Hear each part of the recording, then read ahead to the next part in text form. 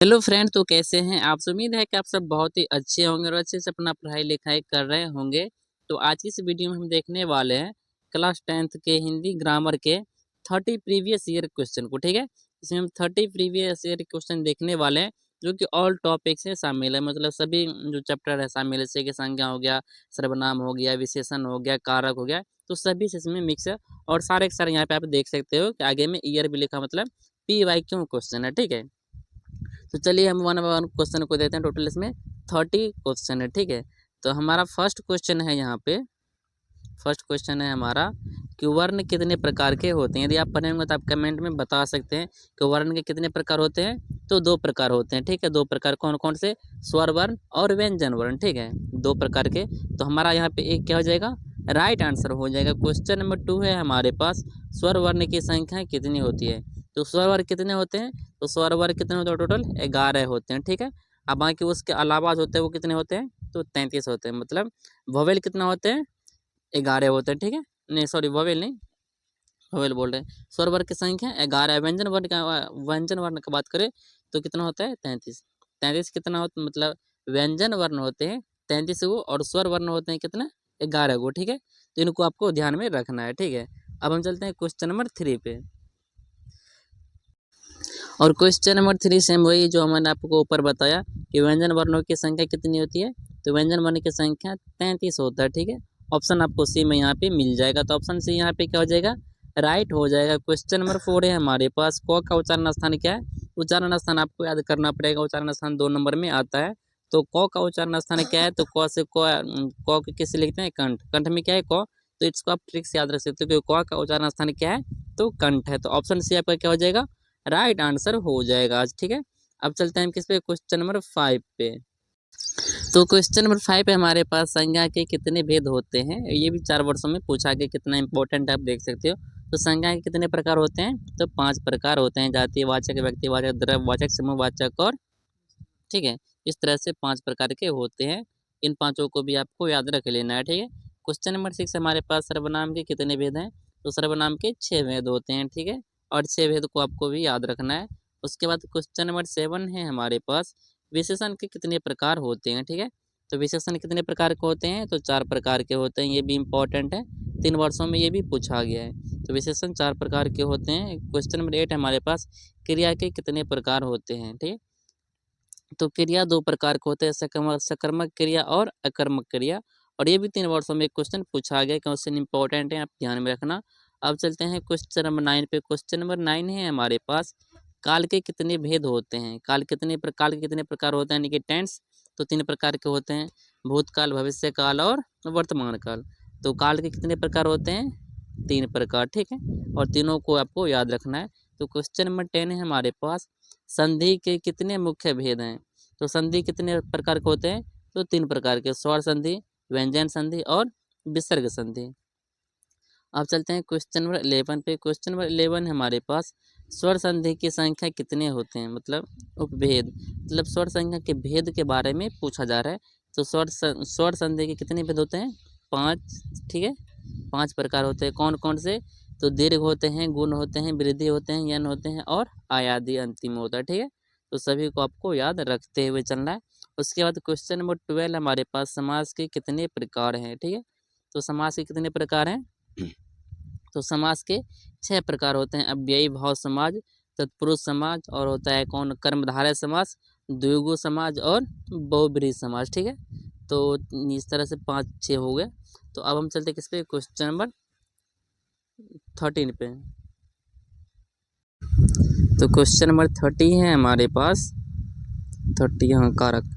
कारक के कितने भेद होते हैं। सॉरी, मैंने अभी जो ऊपर में 12 नंबर का क्वेश्चन बताया उसमें एक छूट गया था। तो द्विगु के बाद द्वंद्व भी आता है। देखिए, अव्ययी भाव समाज फर्स्ट हो गया, दूसरा हो गया तत्पुरुष, कर्म तत्पुरुष हो गया, तीसरा कर्मधार है, चौथा द्विगु और पांचवा हो जाएगा द्वंद्व और छठा प्रकार हो जाएगा कौन? बहुब्रीहि समाज। ठीक है, तो समास के 6 प्रकार होते हैं, उसका नाम एक छूट गया था। तो अब है कारक। तो कारक के भी कितने भेद हैं? तो कारक के 8 भेद होते हैं। ठीक है, और उस कारक के जो चिन्ह होता है उनको आपको याद करके जाना है। ठीक है, वहाँ से क्वेश्चन बनता है। तो क्वेश्चन नंबर 40 है हमारे पास, 14 कि अ का उच्चारण स्थान क्या है? तो अ का उच्चारण स्थान कंठ होता है। क्या होता है? कंठ होता है। तो ऑप्शन आपका क्या हो जाएगा यहाँ पे ए राइट आंसर हो जाएगा, ठीक है। तो अब हम चलते हैं क्वेश्चन नंबर 15 पे। क्वेश्चन नंबर 15 है हमारे पास, बुढ़ापा में कौन सा संज्ञा है? या पिछले वीडियो में हमने कवर करवाया था। तो बुढ़ापा में कौन सा संज्ञा है? इसमें भाववाचक संज्ञा है। तो ऑप्शन आपका क्या हो जाएगा? सी राइट आंसर हो जाएगा। क्वेश्चन नंबर 16 हमारे पास, हिमालय में कौन सी संज्ञा है? तो हिमालय में कौन सा संज्ञा, ये भी पिछले वीडियो में संज्ञा वाले चैप्टर में हम करवाए थे। तो ये क्या है? तो यह है व्यक्तिवाचक संज्ञा, ठीक है। तो 16 का ऑप्शन आपका क्या हो जाएगा यहाँ पे? बी राइट आंसर हो जाएगा। क्वेश्चन नंबर 17 है हमारे पास। क्वेश्चन नंबर 17 पे चलते हैं। कलम में कौन सी संज्ञा है? तो कलम में कौन सी संज्ञा है? देखो कलम कई प्रकार के होते हैं, सभी का अलग अलग नाम होता है। जो कलम जो होता है वो किस में आता है? तो जातिवाचक संज्ञा में। यदि आपको प्रॉपर बोला जाए कि अग्नि का लेना है, ये कलम लेना है, वो कलम लेना है, तो वो चल जाएगा किस में? तो व्यक्तिवाचक में। लेकिन यहाँ पे कलम बोला है तो सभी कलम का नाम आ रहा है, तो इसमें हम जातिवाचक को टिक करेंगे, ठीक है। तो यहाँ पे ऑप्शन ए हमारा क्या हो जाएगा? राइट आंसर हो जाएगा। क्वेश्चन नंबर 18 है हमारे पास, मैं में कौन सा उपसर्ग है? ठीक है, मैं में कौन सा उपसर्ग है? यही आप सॉरी, मैं में कौन सा सर्वनाम है? ठीक है, तो कौन सा उसमें सर्वनाम है? तो पुरुषवाचक। मैं में कौन सा सर्वनाम है? ये इंपॉर्टेंट है, आपको ध्यान में रखना। इसमें पुरुषवाचक सर्वनाम होता है। तो ऑप्शन यहाँ पे सी क्या हो जाएगा आपका? राइट आंसर हो जाएगा। 3 वर्षों में ये क्वेश्चन पूछा गया है। क्वेश्चन नंबर 19 पे चलते हैं। क्वेश्चन नंबर 19 हमारे पास, कोई में कौन सा समास है? देखिए कोई होगा तो ये अनिश्चयवाचक में चला जाएगा। तो ऑप्शन हमारे पास यहाँ पे क्या हो जाएगा? बी राइट आंसर हो जाएगा। 3 वर्षों में ये क्वेश्चन भी पूछा गया। क्वेश्चन नंबर 20 हमारे पास, लिंग कितने प्रकार के होते हैं? तो लिंग 2 प्रकार के होते हैं, स्त्रीलिंग और पुल्लिंग होते हैं। तो यहाँ पे हमारा ऑप्शन ए क्या हो जाएगा? राइट आंसर हो जाएगा। ये भी 3 वर्षों में क्वेश्चन पूछा गया है। क्वेश्चन नंबर 21 पे चलते हैं। तो 21 का क्वेश्चन है हमारे पास। तो 21 का क्वेश्चन है हमारे पास, वचन के कितने भेद होते हैं? तो वचन 2 प्रकार के होते हैं। वचन कितने प्रकार होते हैं? 2 प्रकार होते हैं, एक वचन और बहुवचन। तो ऑप्शन यहाँ पे हमारा क्या हो जाएगा? फिर से ए राइट आंसर हो जाएगा। क्वेश्चन नंबर 22 हमारे पास, प्रतिदिन में कौन सा समास है? तो प्रतिदिन में कौन सा समास है? तो अव्ययी भाव समास है, ठीक है। तो प्रतिदिन में कौन सा समास है? तो अव्ययी भाव समास है। तो ऑप्शन यहाँ पे आपका सी क्या हो जाएगा? राइट आंसर हो जाएगा। क्वेश्चन नंबर 23 पे चलते हैं। तो क्वेश्चन नंबर 23 है हमारे पास, दशानन में कौन सा समास है? तो दशानन में कौन सा समास है? बहुव्रीहि समास है, कर्मधारय है, द्विगु है या फिर तत्पुरुष है? तो दशानंद में बहुव्रीहि समास आ जाएगा, ठीक है। तो ऑप्शन यहाँ पे आपका ए क्या हो जाएगा? राइट आंसर हो जाएगा। क्वेश्चन नंबर 24 है, आँखों आँखें चार होना मुहावरे का अर्थ क्या है? दिखाई ना देना, अंधी होना या फिर प्यार होना या फिर चश्मा लगाना। तो उसका ये जो आँखों का चार होना है, इसका मतलब होता है प्यार होना, ठीक है, प्यार होना या फिर आमने सामने होना, 2 में से कोई ऑप्शन आपको मिल सकता है। तो क्वेश्चन नंबर 25 पे चलते हैं हम। तो क्वेश्चन नंबर 25 है हमारे पास, हाथ मलना मुहावरे का अर्थ क्या है? सफाई देना, व्यायाम करना या फिर पछताना या फिर हाथ साफ करना। तो हाथ मलना का मतलब होता है पछताना, ठीक है। तो ऑप्शन यहाँ पे ए हमारा क्या हो जाएगा? राइट आंसर हो जाएगा। क्वेश्चन नंबर 26 है हमारे पास, उपसर्ग शब्द कहाँ जुड़ता है? ये जो उपसर्ग शब्द होते हैं ये कहाँ पे जुड़ता है? तो आगे जुड़ता है, मतलब प्रारंभ में।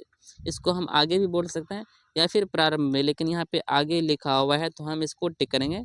लेकिन याद रखना, इसको प्रारंभ भी लिख सकते हैं। प्रारंभ मतलब होता है शुरुआत में, आगे बोले, शुरुआत बोले या फिर प्रारंभ बोले। तो इस तरह से आपको ऑप्शन देख के टिक करना है। और 2 वर्षों में ये क्वेश्चन पूछा गया है। क्वेश्चन नंबर 27 पे चलते हैं हम, ठीक है। तो क्वेश्चन नंबर 27 है हमारे पास, प्रत्यय शब्द कहाँ जोड़ता है? तो प्रत्यय शब्द कहाँ जोड़ता है?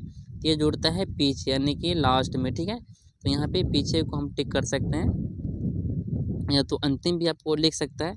तो ऑप्शन के अनुसार आप टिक कर सकते हैं। और ये 3 वर्षों में क्वेश्चन पूछा गया है, ठीक है। तो क्वेश्चन नंबर 24 पे चलते हैं। क्वेश्चन नंबर 24 है हमारे पास, स्वागत का सही संधि विच्छेद क्या है? तो स्वागत का संधि विच्छेद क्या होता है? सुजोर आगत। क्या होता है? सुजोर आगत। आप यहाँ पे ये नहीं होगा, सुजोर आगत मिल जाएगा, सुजोर आगत, यानी कि ऑप्शन ए आपका क्या हो जाएगा, यहाँ पे भी सो जो रागत है लेकिन यहाँ पे सौ दुर्गुकार है, लेकिन स्वागत में क्या होता है, स्व हर्षोकार लगता है। तो हम ऑप्शन किसको टिक करेंगे, ऑप्शन बी को टिक करेंगे। क्वेश्चन नंबर 29 पे चलते हैं। वो क्वेश्चन नंबर 29 हमारे पास, वाच्य के कितने प्रकार होते हैं। तो वाच्य के कितने प्रकार होते हैं, तो वाच्य 3 प्रकार के होते हैं। कितने प्रकार के, तो 3 प्रकार होते हैं। कर्मवाच्य होते हैं, भाववाच्य होते हैं और कृतवाच्य होता है। ठीक है, तो अब चलते हैं क्वेश्चन नंबर 30 पे, जो कि हमारा इस वीडियो का लास्ट क्वेश्चन है। रचना के आधार पर वाक्य के कितने प्रकार होते हैं। तो वाक्य के भी 3 प्रकार होते हैं, सरल वाक्य, मिश्र वाक्य, संयुक्त वाक्य। ठीक है, तो हम यहाँ पे किसको टिक करेंगे, ऑप्शन बी हमारा राइट आंसर हो जाएगा। बाकी इसमें हम 30 क्वेश्चन देखे हैं, लेकिन 30 क्वेश्चन में आप कितना क्वेश्चन सही किए हो ये आपको कमेंट में बताना है। ठीक है, कहाँ बताना है, तो कमेंट में बताना है। और यहाँ पे जो भी आपको डाउट होगा उसको आप कमेंट में लिख सकते हैं, हम उसका रिप्लाई देंगे। कि वीडियो यदि आपको अच्छा लगा तो वीडियो को लाइक कीजिएगा, चैनल को सब्सक्राइब करके दोस्तों में शेयर भी कर दीजिएगा। तो ऐसा ही वीडियो आप देखना चाहते हैं तो मेरे चैनल को आप विजिट कर सकते हैं। ठीक है, तो मिलते हैं अगले क्वेश्चन के साथ अगले वीडियो में, तब तक के लिए धन्यवाद।